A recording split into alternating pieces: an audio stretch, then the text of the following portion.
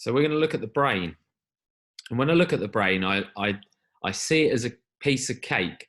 And that's not me taking a mickey. I do see it as a cake blanket. And that's not the actress. The cake blanket, obviously, when we look at the brain, it's got 4 lobes, right? 4 chunks that are important, and I've got them written down already. And then we've got 2 hemispheres. So the brain's like split down the middle, and we've got 2 hemispheres of the brain, right? And then we've got we've got 6 layers actually, but it's called one thing, and it's called the cerebral cortex. So if I draw the diagram, here we go. This is based on the Battenberg cake because there's 4 pieces to that. So the way I look at it is we go here like that, and we've got our 4 pieces. So if this is the front and that's the back, so you'd have your eyes here like that. This is like a weird sort of four-part haircut. So now we've got to look at our lobes. So we'll have the frontal lobe here, parietal lobe here. That isn't where they are in the brain, but if you think about it like this, it's just a way of knowing the structure.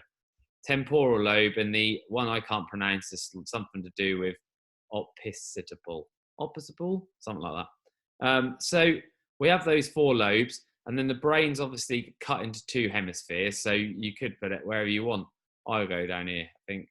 So it's just a way of, it's not even an actual anatomical way of doing it, but it's just my way of understanding how the brain is sort of laid out.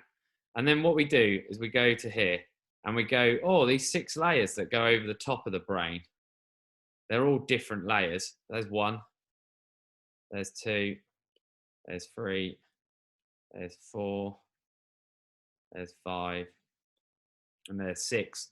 And this layer, these layers are called the cerebral, why do I keep doing that? Cortex. And that's a layer of matter over the brain that's like so important for loads of different things: attention, perception, awareness, thoughts, memories, emotions, loads of different things, language, consciousness, and that integrates with all the other parts of the brain. But rather than going into depth, that's just how I see the brain sort of structured underneath this cerebral cortex. I see it as like a piece of Battenberg cake with 4 pieces that can also be split into 2, but it can also have these 6 layers over the top. So there's a nice structure for you to have a look at, and I hope that's helpful.